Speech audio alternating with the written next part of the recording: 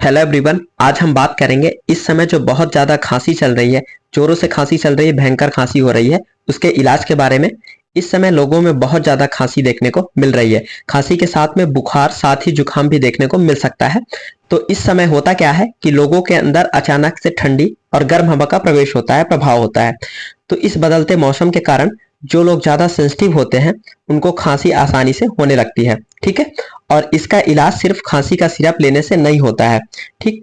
कई लोगों का कहना है कि हमें खांसी हुई तो हमने खांसी की सिरप लिया, तब भी हमारी खांसी ठीक नहीं हुई। लेकिन आज हम बात करेंगे कि इस समय जो खांसी चल रही है उसका कैसे आसानी से इलाज किया जा सकता है, मतलब जल्दी से खांसी को कैसे ठीक कर सकते हैं। ठीक है। सिम्टम्स तो कॉमन है, सर्दी जुकाम खांसी बुखार आ सकती है, सांस लेने में थोड़ा बहुत प्रॉब्लम हो सकती है, लेकिन इसके जो कारण है वो जानना बहुत जरूरी है। जब तक कॉजेज नहीं जानेंगे, कारण नहीं जानेंगे, इसका इलाज नहीं कर पाएंगे।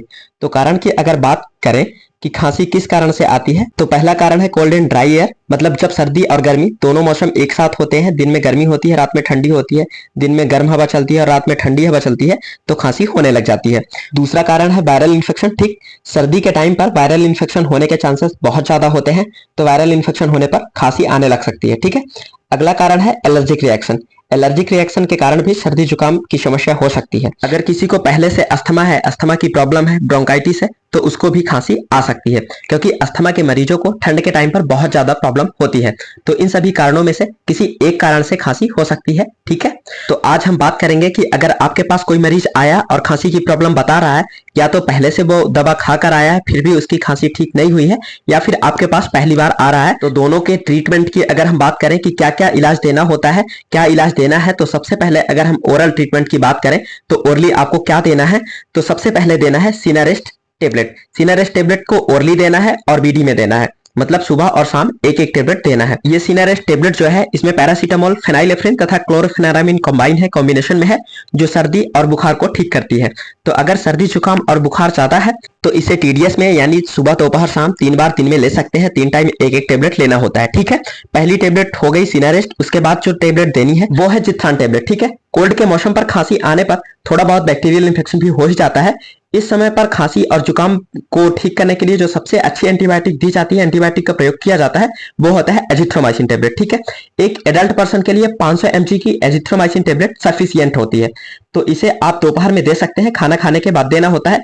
24 घंटे में एक टेबलेट देनी होती है, 500 mg की टेबलेट देनी होती है। ठीक है। इसके बाद में 3rd नंबर पर जो टेबलेट आती है उसका नाम है मोन्टेक एफएक्स टेबलेट। ठीक है। तो चलिए देखते हैं कि इसके अंदर क्या क्या कॉम्बाइन होता है, क्या क्या कॉम्बिनेशन होता है। तो इसके अंदर एसिब्रोफाइलिन होता है, जो कि सांस लेने में प्रॉब्लम जो होती है उसे ठीक करती है। और इसके आगे लिखा है एसआर, यानी सस्टेन रिलीज, मतलब ये बॉडी में धीरे धीरे रिलीज होती है, रिलीज होता रहता है और धीरे धीरे लगातार काम करता रहता है, और सांस लेने में जो प्रॉब्लम होती है उसे ठीक करता है, प्रॉब्लम नहीं होने देता है। ठीक है। साथ में जो मोन्टेलिकास्ट और फेक्सोफेनाडिन है, अगर उसको धूल मिट्टी से एलर्जी होती है, धूल मिट्टी से एलर्जी हुई है, नाक बह रहा है, सांस लेने में प्रॉब्लम हो रही है, ज्यादा प्रॉब्लम आ रही है, तो ये टेबलेट बहुत ही ज्यादा हेल्प करती है खांसी और जुकाम को ठीक करने के लिए। अगर ये टेबलेट आप दे रहे हैं तो इसे दोनों टाइम देना है, एक एक टेबलेट देना है। ठीक है। आप एक एक टेबलेट दे सकते हैं। उसके बाद अगर खांसी तुरंत की है तो कोई प्रॉब्लम नहीं, कोई बात नहीं। लेकिन अगर खांसी पुरानी हो चुकी है, 5 दिन से ज्यादा की हो गई है, आपको खांसी आते हुए 5 दिन से ज्यादा हो गए हैं, तो आपको एस्टेरॉइड देना पड़ेगा। अगर सूखी खांसी है तो ओमनाकार्टिल 10 mg की टेबलेट दे सकते हैं, जिसमें कि प्रेडनिसोलोन होता है। ठीक है। 10 mg दे सकते हैं ओमनाकार्टिल। अगर लंबे समय से खांसी है तो इसे 3 दिन के लिए दे सकते हैं ओमनाकार्टिल को। ठीक है। इसे ओडी में देना है, दिन में एक बार देना है। ठीक है। 10 mg की टेबलेट दिन में एक बार दे सकते हैं। ठीक। और अगर मरीज को गीली खांसी है, मतलब मरीज को कफ बनता है, बलगम निकलता है, तो ये तीनों टेबलेट तो देनी ही है, लेकिन यहाँ पर ओमनाकार्टिल नहीं देनी है। उसकी जगह पर डिफ्जा 12 mg देनी है, यानी डिफ्राजा कोड 12 mg की टेबलेट देनी है, उसको दे सकते हैं। ठीक है। ये भी एक एस्टेरॉइड ही है, लेकिन जो गीली खांसी होती है, गीली खांसी में जो कफ बनता है उसको निकालने के लिए ये ज्यादा हेल्प करती है। तो गीली खांसी को ठीक करने के लिए ओमनाकार्टिल की जगह पर डिफ्लाजा कोड की टेबलेट दे सकते हैं। ठीक है। इसे एक टेबलेट सुबह और एक टेबलेट शाम को दे सकते हैं। ये बहुत ही अच्छा काम करती है गीली खांसी को ठीक करने के लिए। अब इसके बाद में बात करते हैं सिरप की। खांसी में जो मुख्य दवा होती है वो होती है सिरप। ठीक है। तो यहाँ पर हम सिरप की बात कर रहे हैं, जो कि है टस्क्यू डीएक्स सिरप। ठीक। यहाँ पर हम 2 सिरप की बात करेंगे, जिसमें से पहली सिरप है टस्क्यू डीएक्स सिरप। जब किसी को ड्राई कफ है, सूखी खांसी है, कफ वगैरह बिल्कुल भी नहीं आता है, तो उसको टस्क्यू डीएक्स सिरप देंगे, जिसके अंदर डेक्स्ट्रोमेथार्फिन, हाइड्रोब्रोमाइड और क्लोरफेनारामिन मेलेट होता है। तो ये जो सिरप होती है इसे 10 ml TDS में देना होता है। मतलब दिन में 3 बार तक दी जाती है। ठीक, दिन में 3 बार देने का मतलब ये नहीं है कि 10 ml दिया फिर तुरंत 10 ml दे दिया फिर 10 ml तुरंत दे दिया, ऐसा नहीं करना है। 10 ml सुबह दोपहर शाम देना है, तब 10 ml दोपहर सुबह शाम देना है। ठीक, खाना खाने के बाद ही देना होता है। ठीक है, और मरीज को बोलना है कि सिरप को पीने के बाद आधा घंटे तक पानी नहीं पीना है, तो बहुत ही अच्छा रिजल्ट देखने को मिलता है। ठीक है, 2 से 3 दिन में खांसी इससे पूरी तरह से ठीक हो जाएगी, बहुत ही अच्छी रिकवरी होगी। तो टस्क्यू डीएक्स सिरप आपको सूखी खांसी में ही देनी है। ठीक है, और अगर मरीज को गीली खांसी है तो आपको टस्क्यू डी की जगह पर टस्क्यू एलएस सिरप देना है, क्योंकि इसमें लिवोसाल्बुटामोल होता है और ये कफ को पतला करता है, काटता है और बाहर करता है। ठीक है, तो इसको भी 10-10 ml 2 बार दे सकते हैं, 2 से 3 बार भी दे सकते हैं। ठीक है, तो यहाँ पर हमने दोनों चीजों के बारे में बता दिया कि ड्राई कप में और वेट कप में क्या क्या कौन कौन सी सिरप दी जाती है। ठीक है, मतलब गीली खांसी में और सूखी खांसी में कौन कौन सी सिरप दी जाती है। ठीक है, दोनों के बारे में बता दिया। ठीक, उसके बाद भी अगर पेशेंट को ज़्यादा प्रॉब्लम हो रही है, इतना सारा ट्रीटमेंट देने के बाद भी अगर पेशेंट को प्रॉब्लम हो रही है तो इंजेक्टेबल देना होगा। तो इंजेक्टेबल में क्या देना है उसके बारे में बात कर लेते हैं। कई बार पेशेंट टेबलेट से ठीक नहीं होता है तो उसको इंजेक्शन वगैरह लगाना पड़ता है। इंजेक्शन में आपको एंटीबायोटिक देना होगा, तो एंटीबायोटिक में आप सेफ्ट्रिएक्सोन लगाएंगे, मतलब मोनोशेफ 1 ग्राम का इंजेक्शन लगा सकते हैं। ठीक है, मोनोशेफ 1 ग्राम का इंजेक्शन लगा देंगे तो जो भी बैक्टीरियल इन्फेक्शन के कारण उसको प्रॉब्लम हुई होगी, उसके एयरवेज में प्रॉब्लम हुई होगी बैक्टीरियल इन्फेक्शन के कारण, वो सारी प्रॉब्लम ठीक हो जाएगी और वो अच्छे से सांस ले पाएगा। ठीक है, और उसकी खांसी दूर हो जाएगी। और अगर उसको सांस लेने में बहुत ही ज़्यादा प्रॉब्लम हो रही है तो उसको डेरिफाइलिन इंजेक्शन लगाएंगे। ठीक, डेरिफाइलिन इंजेक्शन 2 ml उसको लगा देंगे अगर वो एडल्ट है तो। ठीक, जैसे ही डेरिफाइलिन इंजेक्शन उसको लगाते हैं तो सांस लेने में जितनी भी प्रॉब्लम हो रही होगी सारी की सारी प्रॉब्लम उसकी ठीक हो जाएगी, वो अच्छे से सांस लेने लगेगा। और सांस लेने से जो उसको खांसी थोड़ा बहुत फंसने से ठसके लगते रहे होंगे वो ठसके भी ठीक हो जाएंगे। ठीक, साथ में उसको डेक्सोना इंजेक्शन भी लगाना पड़ेगा।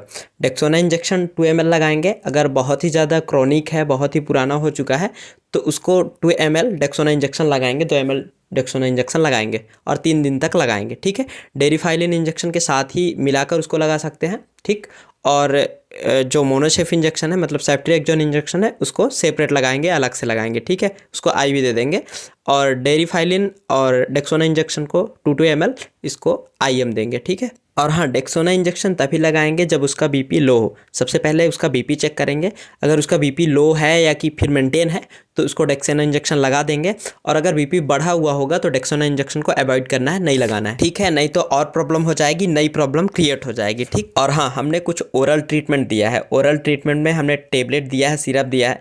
टेबलेट में हमने एंटीबायोटिक दी है, स्टेरॉइड दी है। तो एंटीबायोटिक की हेवी डोज होने के कारण और स्टेरॉइड की हेवी डोज होने के कारण ये पेट में गैस बना सकती हैं। ठीक है, एसिडिटी बना सकती हैं। तो गैस होने से आपके पेट में प्रॉब्लम हो सकती है और दर्द भी हो सकता है। तो इस गैस से बचने के लिए आप उन्हें पेशेंट को अपने PPI दे सकते हैं। PPI यानी प्रोटोन पंप इनहिबिटर दे सकते हैं।